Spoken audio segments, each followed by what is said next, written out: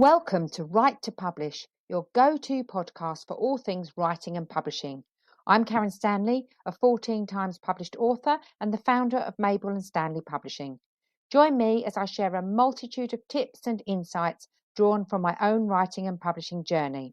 We'll be hearing from some inspirational authors too, who will share their writing experiences and top tips for success. Each week, we'll learn about an aspect of writing, from composition to genre and from publishing to marketing. Listen in as we learn and chat about all things writing and publishing, and let's get you on the right path. Hello and welcome to another episode of Write to Publish with me, Karen Stanley. And today I'm joined by another one of the fabulous Mabel and Stanley Publishing authors. We've got a whole series of author interviews coming up over the next few weeks, and we're talking to new authors about their journeys, the things that they found challenging, the things that they've enjoyed, and whether they'd actually ever deem to repeat the process. Some may say no way, some may say maybe. So without further ado, I'd like to introduce Gaitree Cuppoor today, and she's going to talk to you about her book. So welcome, Gaitree. Lovely to see you. Lovely to be here as well. Hello, everyone. My name is Gaitree Cuppoor. I'm originally from a country in the Indian Ocean called Mauritius. And I've been in the childcare industry for 10 years, and that's where it came. I've decided to write a book, and my book is called The ABC of World Languages. And this is a book about celebrating different languages. So we've got A till Z. So for each of the alphabet, we've got a nursery rhyme, a folk song, or a very famous song from that country or that language. So from A, for example, I've got A for Arabic, and it's got the Arabic song, how it should be written. If I give you a quick glance, it's how it's written in Arabic, and then it gives the transliteration of how it should be read in Arabic. So those who doesn't understand Arabic, obviously. So this is how it's written in Arabic. And then we've got the transliteration of how it should read the Arabic. And then we also got the English version, so anyone can just read through and enjoy Arabic songs. And it goes on and on until Z is for Zulu. It's a famous language in South Africa. Wonderful, wonderful. So I love the cultural diversity of that and the inclusive nature of it all. And obviously, I suppose, because you've been working in childcare for many years, is that where you got your inspiration for the book? So that's exactly where it is. In London here, we have children from all over the world, to be honest. We've got parents who speak in different languages. So that's where the idea came from. It's like a celebration of all these wonderful songs that can come in together. And what I've seen is when I've done this book, along the journey, it's been wonderful to kind of touch base with those parents, get to hear their stories, get to hear how they grew up singing those songs. So this book, the purpose is not just a collection of these songs, but it's like a hand me down to the children, so the parent can enjoy that with their children, grandparent can do that with their grandchildren. So it's like a wonderful celebration of those different languages, but at the same time we give a chance to other children to see languages from other cultures. Yeah, I love that. So talk to us then, Gaitree. What was the most challenging thing about putting this book together? To be honest, it's not a book that I've written. It's more of a concept that I've pulled in together. So all the songs were all available on the net, or it could be from someone I've spoken to. They said, this is a song that I sang when I was little. So it's the challenge has been compiling it, but most importantly, trying to make sure that there is no mistake, in terms of the wording. So I must say I've tried to reach out as much as possible different people from the different languages, but there was some languages that was untapped, we couldn't really get people, so we had to just rely on our the Google Translate to make sure it's what it is. But for others, we've got people who had vouched it, had looked into it, and also they've shared their experience. So I've got a little testimonial in the beginning. It says what's their memories of those songs when they were little. So that has been I a love bit of a that. challenge. Yeah. So getting the translation right, making sure it's accurate. I mean, that's that's quite a big feat in a book like that, isn't it? So it's a lot of work and a lot of kind of exploration to make sure you do it okay. So that's good. And how long did it take you to get all of this material together? How long has it taken you to get this book together? I would say the idea started like it roughly from end to end. It took around 2 years to kind of work it out. So it's quite a long journey, collating the information, trying to reach out, most important, and also like deciding the process of getting it published. So that has been a long process, but it has been a learning curve throughout. I love that. And have you taken the opportunity to share this book with some of the children that you meet and have worked with? Definitely. So we've like the book is available on Amazon, but what I've been doing is I've been visiting a lot of nurseries that I've worked with, because I've been like working as a nursery consultant as well. So I've worked with different nurseries. So I would go and do book readings for them. I've done book reading at the local libraries as well. So it has been quite nice, especially in the local libraries. We've got the parent that was involved. So it was fun to have their input, their share, and they do get excited when they come across their own language. So it has been a really a pleasant experience, I must say. Yeah, I love that. I love that it's so it's such a kind of a shared kind of a book, isn't it? Sharing it with parents, sharing it with the kids, sharing, and everybody's getting involved. And then the idea of those parents getting excited when they see their language in the book, that's really quite sweet, isn't it? Definitely. It's like a way of kind of making those session more interactive, so it's not just us reading out, but they get involved as well. And I had in a few sessions parents who would read like, for example, I had a Turkish mom who wanted to read the poem for the children in their own kind of accent, because obviously no matter how much you try to read it, you might not get the clear accent if you don't speak that language. Yeah, I love that. And that's the wonderful thing about books. It brings people together, don't they? Bring, particularly children's books, they bring families together, they bring communities together. I love that. It's wonderful that it does bring people together, doesn't it? And a shared purpose. Definitely. So, did you enjoy the process of creating this book? There has been ups and downs, I must say. There are phases when you think like, I would say it's more to do with the cost element to it. And as we know, like books, it's not like an automatical get rich scenario. No. So it does feel like, oh, is it worth it? But for me, to be honest, it was more of a celebration, like that concept that I've researched, I haven't found anything like that. So I thought, why not put it out to the world and obviously promote it and get the children, get the parent, get the nurseries to kind of work on it. So it has, but there were phases when I thought, okay, would it be worth it, like to have it published? But I feel it's more of a personal kind of mission to get it published. Yeah. It isn't. I mean, books. I mean, there is quite an element of investment, isn't there? When you've got to think about editing and cover design, and particularly if you're going down the sort of assisted self-publishing route. There is. If you want it to be a book worthy of reading, if you want it to do you justice, you do have to invest in that. But the actual end product is not. It's when I speak to authors, it's very rarely the primary goal isn't finance. It's not about finance. It's more about, for lots of authors, it's a legacy, or it's sharing that information, or it's bringing a message to the world, or, it's about so much more than, we're not going to get rich overnight, are we, from writing a book? But the actual ripples of opportunity that come from that originally, that's kind of what it's all about, I think. Definitely. Like for me, we've gone down like having workshop with the libraries. So it has been like a wonderful journey, and it's something that definitely it was worth it. Good. Well, that's a relief.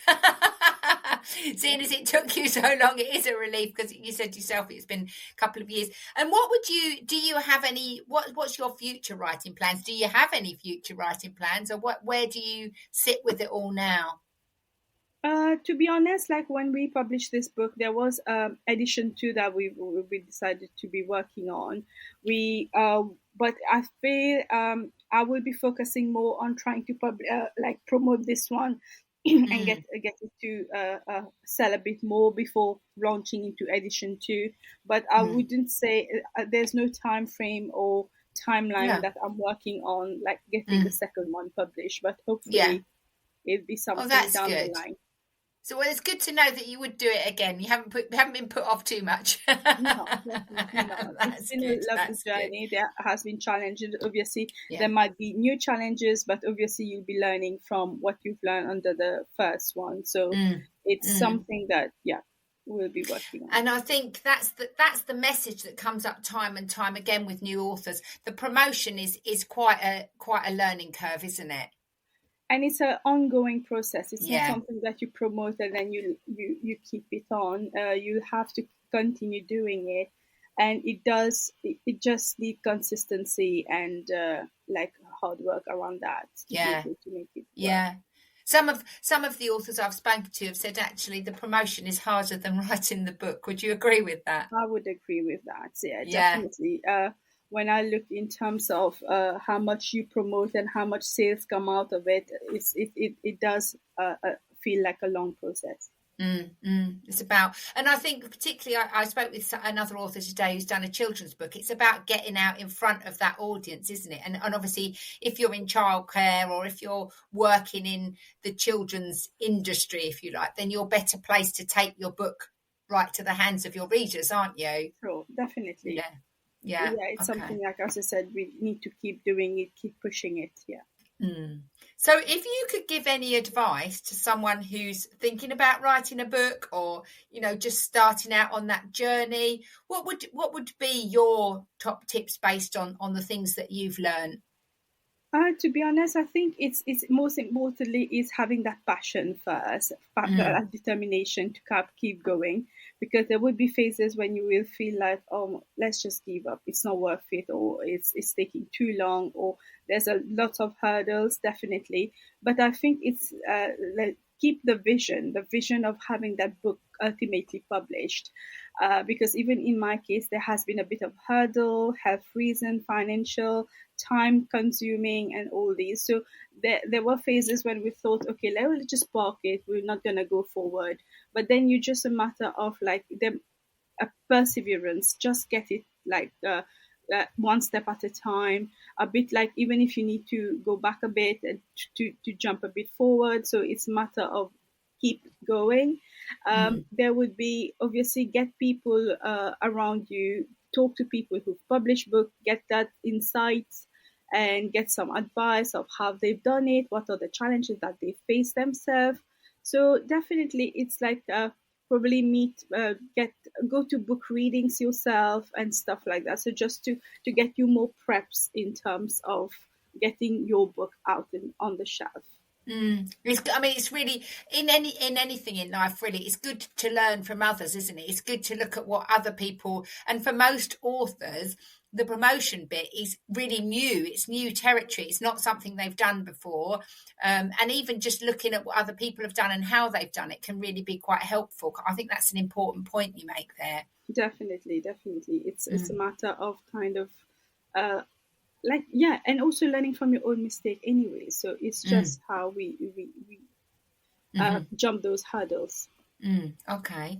And what's your vision for the book? What would you like to see, the future of your book? What would be your dream for the book? I would say that my dream is like having those books in each and every nurseries to begin with, because obviously that's where there is that all the children's being together, they're having that celebration of the nurseries.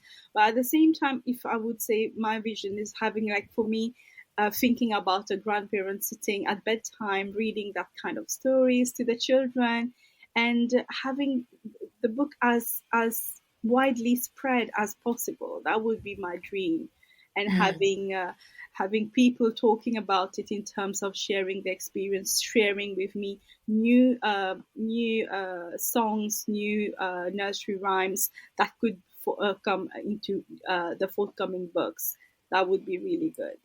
And have you had anyone approach you since the book saying, "Oh, are you going to include this language?" Have you had any people make suggestions since? Definitely, I had it was funny how one of the reading the library, the parent was like, "Oh, what's the I for?" Like he was like, "Is it Italian?" Because I'm Italian, and in this book it was Indonesian. But funnily, in the edition 2, I did say I is for Italian, and so she's saying, "Oh, when are you publishing the book?" Then like that kind of excitement, it keeps you going, isn't it? Yeah, I love that. So sweet, isn't it? And really, that's how you know that your book has landed with people and touched people and has made them excited for you to do it again. And whatever you write, people love to see themselves appear in your book in a little Somehow, way. yes. Yeah, Definitely. that's Definitely. And what? Go on.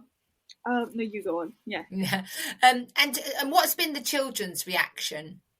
With the children, they obviously, because they are now exposed to different languages, for them it's fascinating to see how different languages are written, the way it's written as well, differently. Obviously they wouldn't understand it, but it's nice for them to see it, that there are different ways of writing languages. People are reading it, or the way they're pronouncing it, it's different. But the good thing is having that transliteration and the English version give that sense of like, oh yes, I can understand it, and we can be part of that journey. So children has it.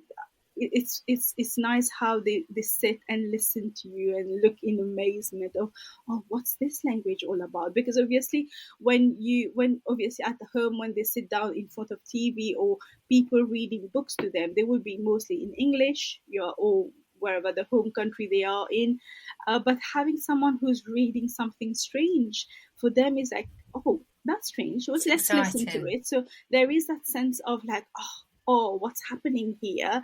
So it is funny to see their reaction. Yeah. And then when they hear their language, they're clapping their hand, and it makes such a nice experience. Yeah, it's lovely. So it's been lovely to talk to you, Gaitree, and it was lovely working with you. And I think it's always nice we need more books that celebrate diversity and culture, and that's what makes the world go round, isn't it? Learning about different people and what they bring, the colour that they bring to our world by all these different experiences and cultures and ways of that. So what would you say, sort of, as a closing kind of thing, what's been the best thing about this for you?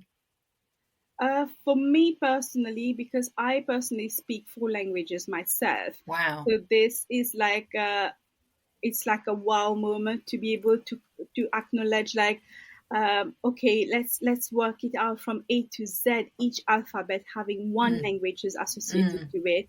It's just that kind of, like, when you flick through the books and it just feels that wow moment, but at the same time you just realize how this is just 26 languages, and how many more languages is in this world, and you just feel like, wow, it could be a whole loads of volumes of books if you had to work.